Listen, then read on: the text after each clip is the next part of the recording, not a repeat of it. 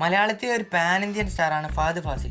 മാസായാലും comedy ആയാലും emotional രംഗങ്ങളായാലും എല്ലാം ഒരേപോലെ കൈകാര്യം ചെയ്യാൻ പറ്റുന്ന ചുരുക്കം ചില ഇന്ത്യൻ ആക്ടേഴ്സിൽ ഒരാളാണ് ഫഹദ് ഫാസിൽ. അപ്പോൾ ഈ വീഡിയോയിലൂടെ ഫഹദ് ഫാസിലിൻ്റെ വരാനിരിക്കുന്ന 10 സിനിമകളെ കുറിച്ചാണ് നമ്മൾ പറയാൻ പോകുന്നത്. അപ്പോൾ സമയം കളയാതെ നേരെ വീഡിയോയിലോട്ട് പോകാം.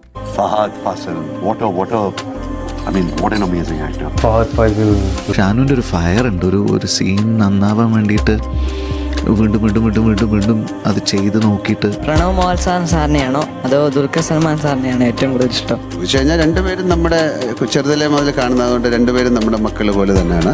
രണ്ടുപേരെ ഇഷ്ടമാണ് എനിക്ക്. പക്ഷെ കൂടുതൽ ഫഹദ് ഫാസിലിനെയാണ് ഇഷ്ടം. ഫഹദ് ഫാസിലിനെ എനിക്ക് വളരെ ഇഷ്ടമുള്ള ഒരു നടനാണ്. ഫഹദ് ഫാസിൽ എന്ന് പറയുന്ന നടൻ്റെ ആക്ടിങ് എനിക്ക് ഭയങ്കര ഇഷ്ടമാണ്. അതൊക്കെ ഒരുപാട് ഞാൻ അഡ്മയർ ചെയ്യുന്ന ഒരു ആക്ടറാണ്. ഫഹദ് എന്താണ്, ഹീസ് ക്യാമറ ഓൺ ആകുമ്പോഴത്തേക്കും ഐ തിങ്ക് ഹി ജസ്റ്റ് വേറൊരാളായിട്ട് മാറും. Fahad one of the actors that I really admire. அவர் கண்ணுக்குலாம் நான் பயங்கர ஃபேன். ஃபஹத் ஃபாசில்னா வெரி சட்டில். ஆனால் அவர் நடிக்கும்போது என்ன பண்ணுறாரு தெரியாது. ஆனால் மாடர்ல போய் பார்த்தா ஓ இதெல்லாம் பண்ணாரு. Like this like absolute fan girl. പിന്നെ ഫഹദ് വീണ്ടും ഒരു പുതിയ നല്ല നല്ല സിനിമകളിലാണ് ഇപ്പോൾ അഭിനയിക്കുന്നത്. അതിന് എല്ലാ വിജയങ്ങളും ആശംസിക്കുന്നു.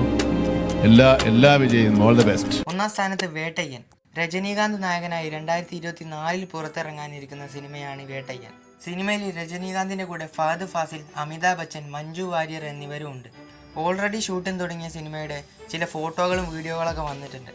സിനിമയുടെ ബഡ്ജറ്റായി പറയുന്നത് 170 കോടിയാണ്.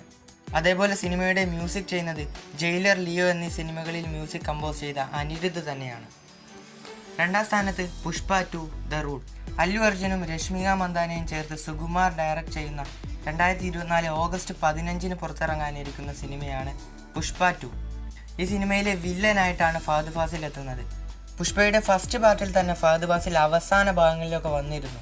ആ ഒരു ചെറിയ സമയം കൊണ്ട് തന്നെ ജനങ്ങളുടെ മുഴുവൻ കയ്യടി വാങ്ങിക്കാനും ഫഹദ് ഫാസിലിന് സാധിച്ചിരുന്നു.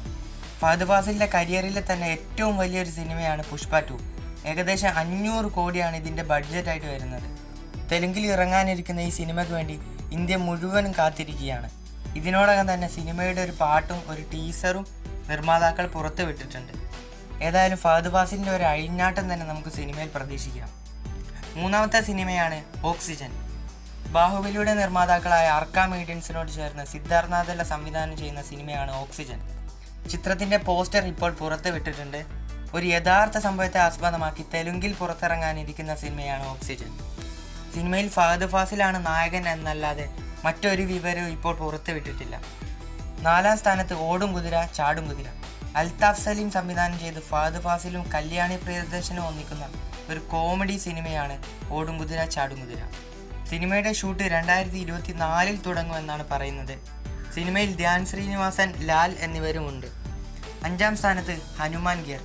സുധീഷ് ശങ്കർ സംവിധാനം ചെയ്യാനിരുന്ന ഒരു ഓഫ് റോഡ് ബേസ്ഡ് ത്രില്ലർ സിനിമയായിരുന്നു ഹനുമാൻ ഗിയർ.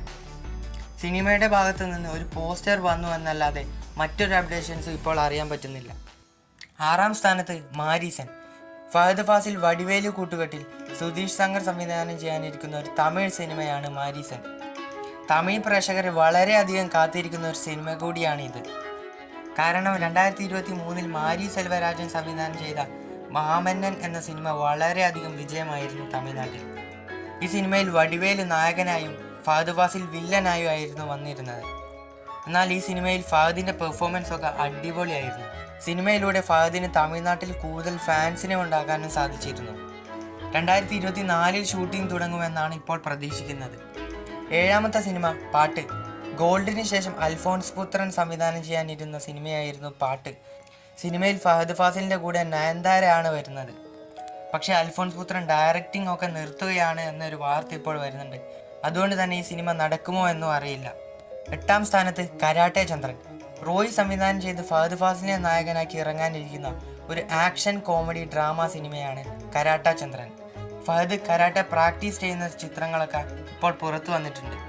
ഏതായാലും ആവേശത്തിലെ ഫഹദിൻ്റെ ആക്ഷൻസൊക്കെ കണ്ട് ഫഹദിനെ കൊണ്ട് ഇതൊക്കെ പറ്റുമെന്ന് പ്രേക്ഷകർക്ക് മനസ്സിലായിട്ടുണ്ട്. അതുകൊണ്ട് ഈ ഒരു സിനിമയ്ക്ക് വേണ്ടി പ്രേക്ഷകർ കാത്തിരിക്കുകയാണ്.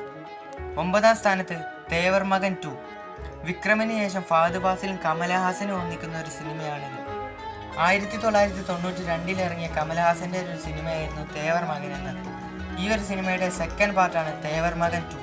ഈ സിനിമയിൽ കമലഹാസൻ നായകനായും ഫഹദ് ഫാസിൽ വില്ലനായിട്ടുമായിരിക്കും വരുന്നത്. 2025 റിലീസിനെത്തുമെന്നാണ് ഇപ്പോൾ പ്രതീക്ഷിക്കുന്നത്. അപ്പോൾ നമ്മുടെ 10ാം സ്ഥാനത്തെ സിനിമയാണ് ബോഗൈൻവില്ല. അമൽ നീരദ് സംവിധാനം ചെയ്യുന്ന ഈ സിനിമയിൽ ഒരു പ്രധാന റോളിലാണ് ഫഹദ് ഫാസിൽ എത്തുന്നത്. ഇതേ കൂട്ടുകെട്ടിൽ ഇതിന് മുമ്പ് വന്ന സിനിമകളായിരുന്നു വരത്തൻ, ഇയൂബിൻ്റെ പുസ്തകങ്ങൾ എന്നൊക്കെ. ഇതൊക്കെ വലിയ വിജയമായിരുന്നു. സിനിമയിൽ കുഞ്ചാക്കോ ബോബൻ, ഫഹദ് ഫാസിൽ, ഷറഫുദ്ദീൻ എന്നിവരും എത്തുന്നുണ്ട്. ഇതിൻ്റെ മ്യൂസിക് കൈകാര്യം ചെയ്യുന്നത് സുഷിൻ ശ്യാമാണ്. ഇത്രയും വലിയൊരു ടീം വരുന്നത് കൊണ്ട് തന്നെ പ്രേക്ഷകർക്ക് വലിയൊരു ഹൈപ്പ് തന്നെയാണ് ഈ ഒരു സിനിമയിലുള്ളത്. അപ്പോൾ ഈ സിനിമകളൊക്കെയാണ് ഫഹദ് ഫാസിലിൻ്റെ വരാനിരിക്കുന്ന സിനിമകൾ. ഇതിലേതെങ്കിലും സിനിമകളൊക്കെ മിസ്സായിട്ടുണ്ടെങ്കിൽ ക്ഷമിക്കുക. അപ്പോൾ നിങ്ങളുടെ ഏറ്റവും ഫേവറേറ്റ് ആയിട്ടുള്ള ഫഹദ് ഫാസിലിൻ്റെ സിനിമകൾ കമൻറ്റ് ചെയ്യാൻ മറക്കരുത്. അപ്പോൾ അടുത്ത വീഡിയോയിൽ കാണാം.